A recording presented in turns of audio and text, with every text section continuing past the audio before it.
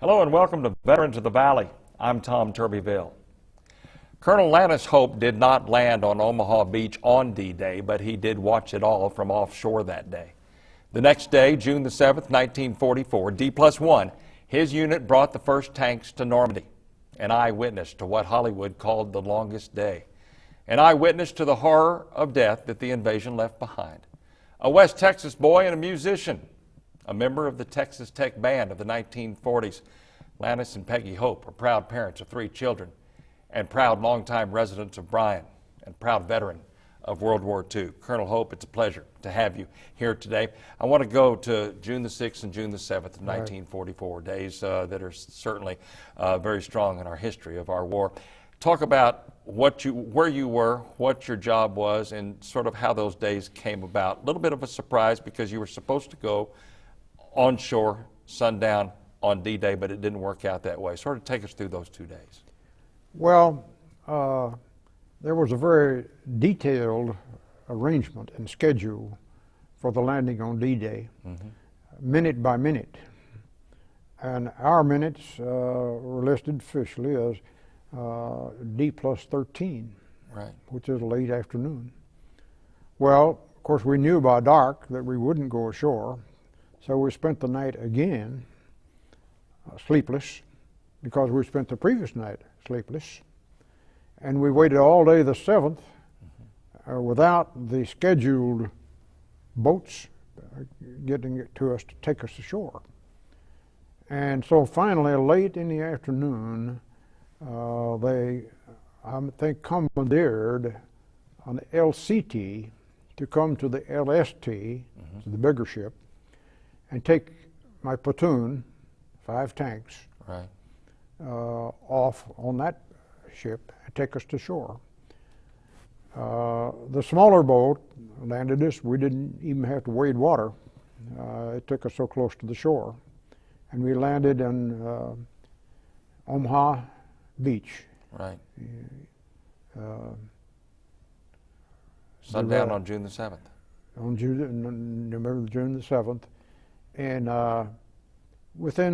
we moved up off the beach and onto the land immediately. Right. And got out to a bivouac area where we spent the night. And the next day we started operations. Started your operations. Clearing the fields. Now I want to take it back the day before. You were supposed to have gone on D-Day, on sundown that day, but there was a ferry boat that was supposed to have, taken you or pushed you to the shore, and for some reason, you still to this day don't know why. Never saw it. You never saw it. The practice runs we did in England, that was very well done. The ferry boat would take a whole load from an LST, right, the big boat, right, and take them to the shore. right. But we never saw that ferry boat again. About how far offshore were you at this time waiting? The LST was anchored perhaps a half a mile offshore. So you were able to see what was going on the invasion through your field glasses. Yeah. I know we're going back nearly 61 years now, but what do you recall about what you saw through those field glasses? Well, we could see explosions on the shore. We could hear dimly machine gun fire, and we could look with field glasses to the right, and we could see Pont du Hoc, where General Rudder landed. Right. Of course, we didn't know him then from Adam, and had never heard of him until after the war. But we knew that the guns that he took there could have raked the beach and made it very, very difficult to get ashore. It is bad enough as it was. Because you've seen the classic pictures of the infantry walking across, and as they go, some of them fall and die on the spot. Those people we could see, with our field glasses. Right. That morning. Right. And then when you did come ashore? And when we did come ashore, wreckage everywhere. We had a few artillery bursts among us. No casualties, but there was still some fire there, no machine guns. They'd already wiped out all the German machine gun nests and the stuff up on the hill there. And as we went up the hill, which you've seen that famous trail going up the side of the draw, that's the place we went up right there. Just below that, the American dead that had been killed in that were laid out in rows. Of course, there's lots of dead Germans all over the place. Right. But they didn't have them nicely laid out in rows. It was Right. only later that Graves Registration took care of the German dead. Indeed, indeed. But so your young men, the 25 young men that were under you, 5 tanks, 5 in each tank, they were getting a taste of life, or as it were, death, that they maybe weren't prepared for, but they Well, they tried saw to prepare us for that. We were required to see films of why we fight. Right. And it showed the death houses. It showed the devastation of France and Czechoslovakia. And everyone was required to see those, all the dead people and all that. But when they began to see real dead people, especially our own soldiers, they questioned, shall we go up on the hill there and look at that machine gun nest that's been wiped out? Sure, go on up there. There are 8 or 10 Germans had been wiped out by a man I later met and knew Right. how he did that with grenades. Right.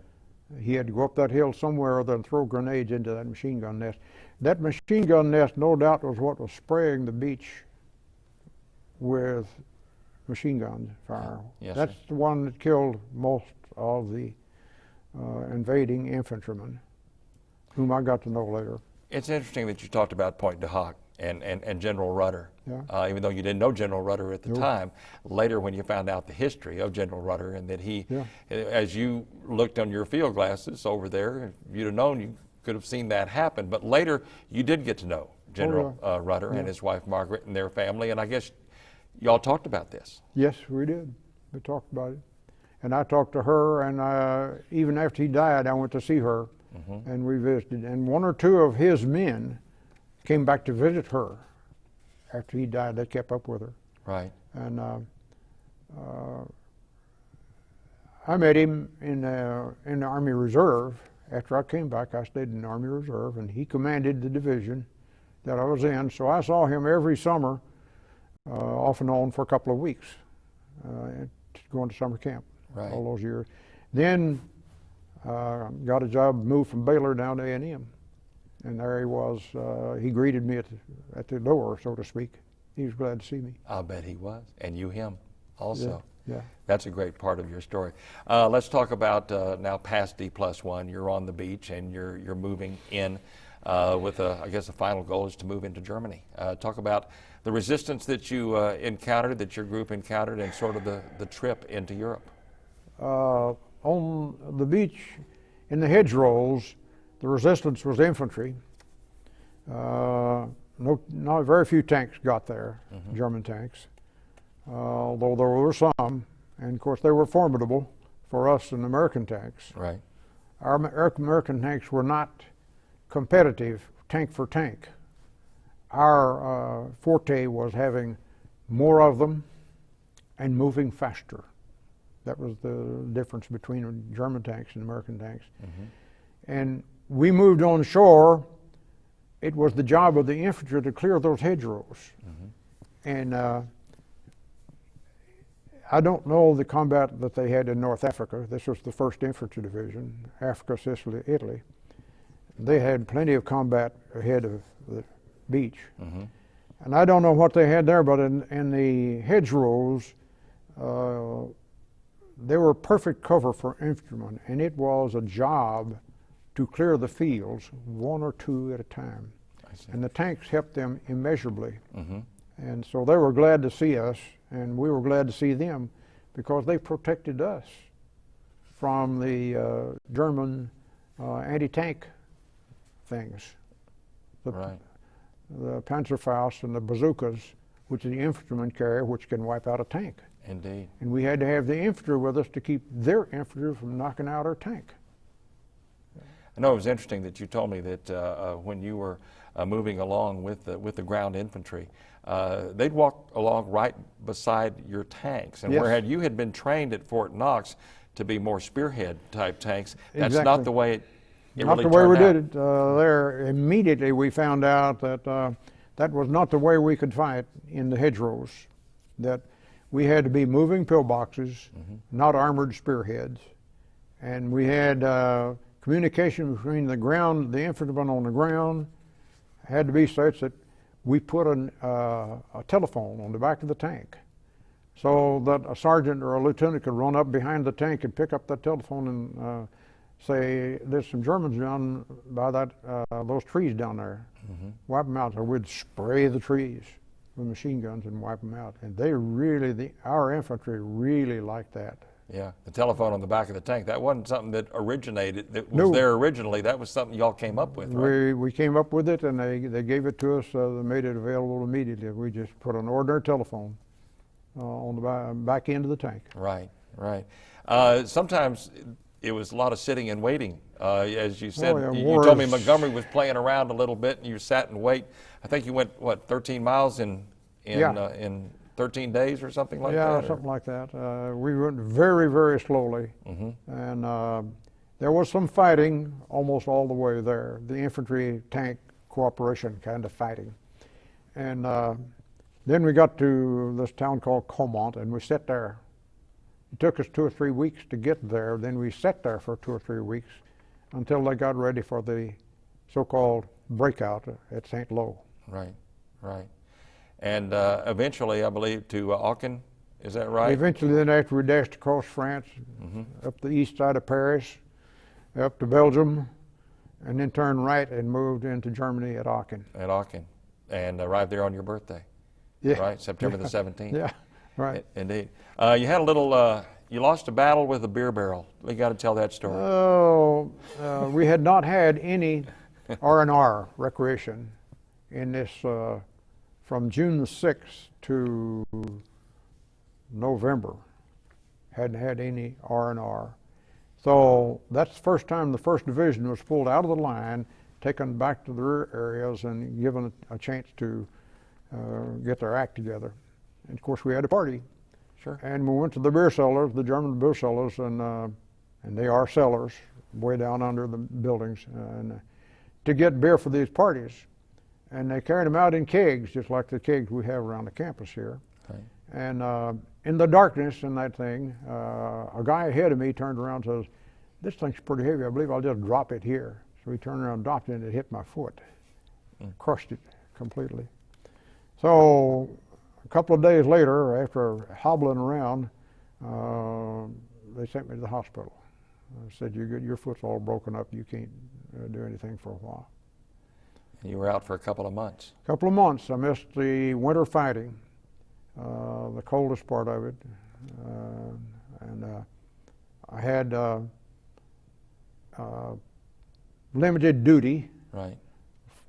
a month in the hospital, and then a month in a replacement depot while I waited to till I get to where I wear a boot again. Right. And when I got to where I wear a boot again, then I went back up and joined the same unit. Yes, sir. And they were way past up into mid-Germany by then, and joined the same unit. Had some of the same soldiers with me. They had lost a few in the meantime. Indeed. In fact, they lost the lieutenant who took my place was killed by artillery fire. Right. Came into the house where he was. One of those living. battles, I believe, was right around Christmas, Yeah. Christmas Eve Yeah. night. Yeah. That happened also. You were a tank commander, and Tank commander, and I had 5 tanks which I commanded besides my own tank, right. which had 4 men and myself. Each tank is a crew of 5. And we had radio communication between all the tanks and also with the company commander. And we didn't have any infantry radio until we got those telephones. Then we got those telephones, we did a lot better. Yes, indeed. The communication, just the communication Yeah. part of it, because you all knew what each of you were Yeah, doing. yeah. I need to backtrack because you told me a story when we were visiting earlier about that you carried gas masks because of the rumors that the Germans would use Oh, yeah. gas warfare, and sometimes there was a mix-up in communication there that caused some problems. Tell that story. Yes.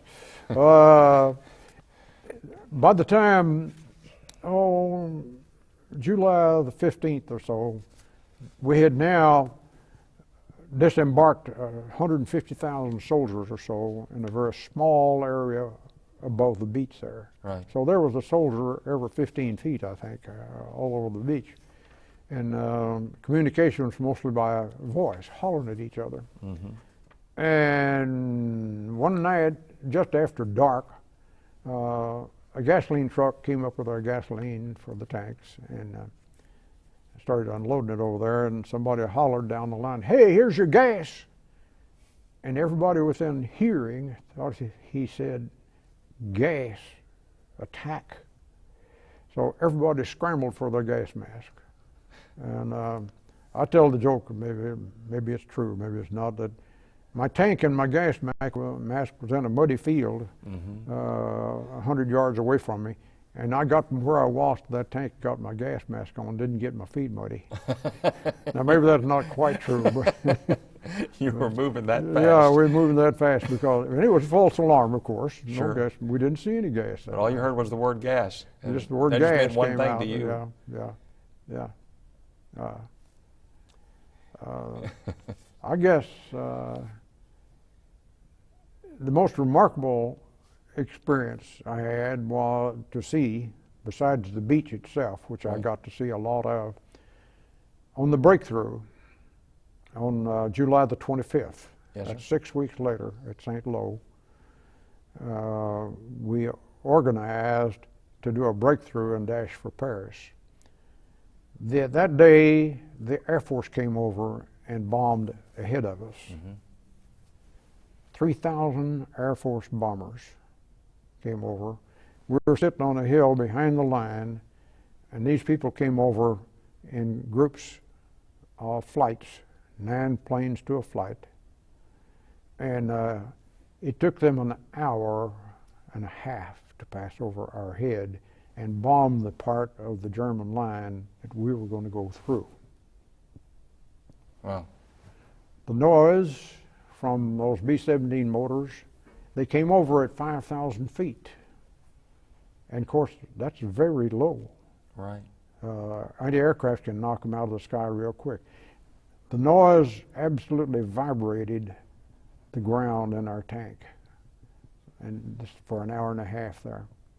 And we were not in the assault for this breakthrough. Others were going to do the assault, and we were going to pass through like a halfback going through a hole in the line and make a dash for Paris. So the first planes that came over, the German 88s raised their guns from anti-tank to anti-aircraft and knocked out 3 B-17s in that lead part. But immediately the American artillery observer zeroed in on those anti-tank guns, wiped them out in 2 minutes. And there were no more anti-aircraft fire, and the rest of the 3,000 airplanes passed over our head and didn't lose a single one. That's an incredible story. My goodness. But I'm told it's one of the greatest air shows that ever happened. Yes. But it compared, in terms of a spectacle, it compared very well with the beachhead itself, with the breakout. Indeed. The way you describe it, it certainly is. Yeah. We want to go to some photographs Right. that you have in your home that you have graciously supplied to us. Not a whole lot of them, but some, and we want to go to them right now. We're visiting with Colonel Lannes Hope. This is your shadow box of your awards and some of your medals. Don't have time to point out every one of them, but we see they're sort of in the middle. You see the Bronze Star. Talk a little bit about your shadow box. Well, the Bronze Star wasn't, that's the 4th level of award for valor. Right. The Congressional Medal of Honor being the first. And somewhere to a couple of months down the line from the invasion, those people who had not been nominated for a medal of some kind were said, okay, you've been here for 2 months and you fought and you haven't lost your unit, you haven't made any mistakes. We think you ought to have a Bronze Star. So we didn't know it at the time, but having the Bronze Star would give you 5 extra points on the point scale to get you to go home. So it was worth it right there? Hmm? It was worth it right Yeah, there? it was worth it, yeah, it was worth it right then. So they gave me the Bronze Star for 2 months of combat is what it amounted to. Let's move on to the next picture. This is a photograph of you as a member of the Texas Tech Band, is that correct? I believe that's right. And yeah. you're the second one from the left in that picture. We haven't talked a lot about you as a musician. We're going to get to that as we have time. You were a member of the Texas Tech Band back in the 1940s, and that's quite a brass section right there. Yeah. And you're the second one from the left. You played the trumpet. Yeah. And still do. Yeah. And still do. There's your glamour shot as a member of the Texas Tech Band. Texas Tech uniform. Yeah. They had shortly got those new uniforms. Uh-huh. Were they called the Red Raiders back then? Huh? Did they call themselves the Red Raiders back? No, Yes, the Matadors. They were Red Raiders, yes. Oh, yeah, that's right. 'Cause I remember they were Raiders. also the Matadors, I believe, early. Okay, let's move on. I think we have here's a picture of your unit that was taken before D-Day. That's the officers of the unit. You were the back row, second one from the right, I believe. Is that correct? The two Texans who were second and third on the left side were killed in action. Mm-hmm. This was a studio type picture taken by every unit prior to D-Day, knowing that we'd lose a lot of these people. And this indeed you did. This was a good one to keep forever. Yes. Indeed, and you have all the names there. Yeah. And again, I believe is that right? You're the back row, second one from the right. Yeah. Yeah. Okay, let's move on to, there's a couple of photographs. There's a dashing young soldier there. That okay, that looked like a movie star. That looks like a Hollywood picture right there on the left. That's a peacetime thing before I went overseas. Mm-hmm. On the left, just after I'd finished OCS at Fort Knox, Kentucky. Came back through Texas and going to the California desert where I stayed for 6 months. Then I came back to Texas again, and lo and behold, that's when the girl I'd been going with, off and on for 2 years, and we got married. And that's a picture of us. That's Peggy. On the wedding. And Lannes Hope. What a great looking young couple. Yeah. That's wonderful. That's some great photographs. The war, like everybody in Europe, after the Germans surrendered, everybody was getting ready to go to Japan. Then the bomb was dropped, Right. and the conflict ended. You came back home. You were in the reserves for a while, but you pursued a career in music as a band director. But then you had to give that up. Yeah. Right. I didn't know it, but my hearing had been severely damaged in the war. Many reasons for that. I won't go into that, but my discharge doctor verified that I had a hearing loss, but I didn't know it would affect my music. Right. But after I'd been working as a band director for a couple of years, they decided I was handicapped, that I should do something else besides the band. Well, that's when I went to a graduate program in psychology. At Tech and at University of Texas, right, where I got my PhD. Right, right. And you worked in Austin. You worked in Waco, at Baylor University, as I believe you said, as assistant dean in charge of residence halls, which involved a little psychology in itself. Yes, I used it. I used to be in a residence hall. I know that could Okay, involve a little counseling. You know it. Yeah. Indeed. But then you came to Texas A&M in the early 60s. Is that right? Yes. And talk briefly about why you came here and what you did. And people didn't really understand what your role was here for a while. Well, Texas A&M was 6,000 male students all in the Corps. Right. And they'd been that way for many, many years. And the vestiges of a counseling center were here. They called it the basic division. And they had a couple of psychologists, reading specialists and things like that to help with academic advising and things like that. But they had one counseling psychologist, and he departed. He was a colleague of mine at Texas, and this job came open, and I applied for it and got it. And you were a counselor at Texas A&M for several years, right? Yes, 10 years. For 10 years. I spent, well, longer than that, 61 to 86. Right. 25 years. Indeed, indeed. You had been 10 years in Waco, I believe. Yeah, 10 years in Waco. Before that. Yeah. Yeah. You were raised in West Texas, near Lubbock, Slayton. Yeah. Went to Borger High School, I believe it was. A child of the Depression, right? Yeah. I had not much to do with the military, although at Texas Tech I was in ROTC. Right. And even though it was only a year, that gave me a little bit up when they mobilized the 36th Division for wartime. Mm-hmm. That mobilization came about before Pearl Harbor. Right. And immediately we mobilized for 1 year, but of course we didn't get away for 5 years. Mm-hmm. And a lot of Texas Tech students knew this 1 year and you don't not going to get drafted.